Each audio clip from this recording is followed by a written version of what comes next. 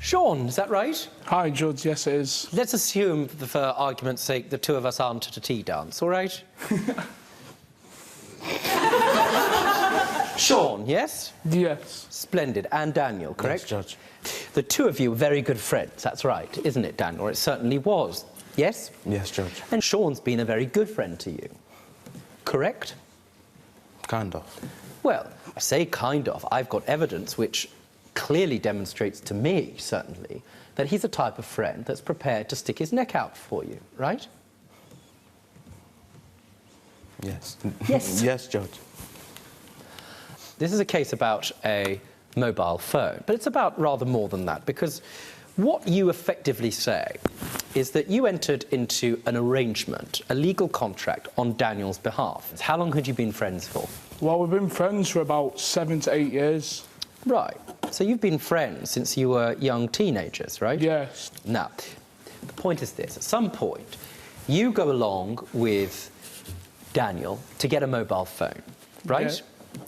Now, just to be clear, Sean, when you entered this agreement, where were you living? I've always been living with my parents. You're with your parents. Now, are you working? Not at the moment, but I'm looking for work, though. And so you don't have a good deal of money, am I right? Nah, unfortunately. No, well, not at all. And so eventually, you go along with Daniel. He needs a mobile phone. Now, why does Daniel need you to come along to buy a mobile phone? Well, because basically, I know his credit score, you know, has been bad for a while. Why is your credit rating poor, Daniel? This always has been. No, it hasn't. You don't wake up one morning and they say, I don't like the look of that Daniel. You have to have made poor financial choices, which results in these companies saying that Daniel is no good with his money, correct? Right. Let's get there. In other words, Daniel, what Sean says is you take him along to the shop, correct? What did you need Sean to come to the shop for?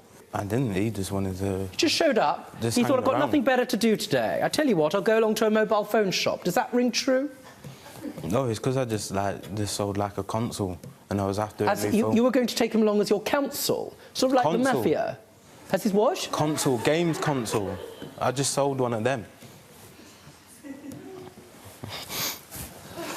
Whilst in the shop, Sean, what happens? Does Daniel have a discussion with the salesperson? Yeah, well, it was basically, because, like... Stop saying there's nothing basic about it. Well, trust me, there's nothing basic about what's happened. The guy in the phone shop was saying how poor his credit score is. Right. So, like, he said he doesn't know anyone who can help him, you know, to be a guarantor. Daniel, explain to me what the gentleman in the shop said about Sean standing as a guarantor. I can't really remember. Well, roughly. Well, first he took a credit scoring of both of us and took like both our bank details and that. Because I was like looking at a phone first on pay-as-you-go. You could have left. There you are. You could have got a pay-as-you-go phone. That's what I was going to... Talking. You had found yourself in a situation. You'd had money from selling a console. In you could have walked out with a mobile phone, and Sean wouldn't be here. Instead, you end up in a discussion with a gentleman, and the issue of a guarantor arises. Now, did you understand what being a guarantor meant, Sean? No, I didn't, not at the time, no. I told my mum and dad about it about a couple of months afterwards. And on a scale of 1 to extremely cross with you, how would you describe it? I put it a bit further than that. More than cross. We were well angry. Well, what happened? Nah, he explained it in the shop. You said you can't remember. You're telling me now he explained it in the shop? Have you just had some sudden bout of memory? Flashback. A flashback?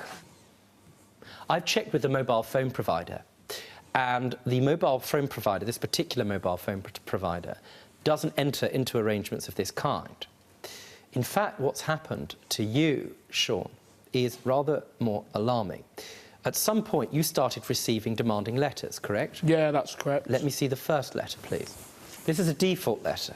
Yes. In other words, this has been written to you.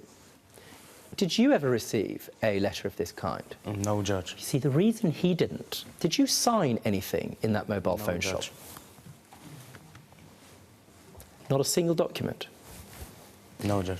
You didn't enter into this arrangement as a guarantor for Daniel. You entered into a mobile phone contract with the provider on behalf of Daniel.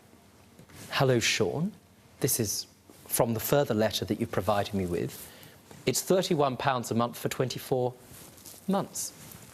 And that's on the relevant plan. Now, I'm looking at you, Daniel. You must have known that he was taking full liability for a mobile phone on your behalf. Yes? Well, half and half, Half and half. What were you going to do? Saw it in half? probably. He could have said no, because I was going to Just pause for a moment. Your answer to me is, Judge, he could have said no. For more Judge Rinder cases, click here. And if you've got a legal issue yourself, get in touch with us by clicking over here.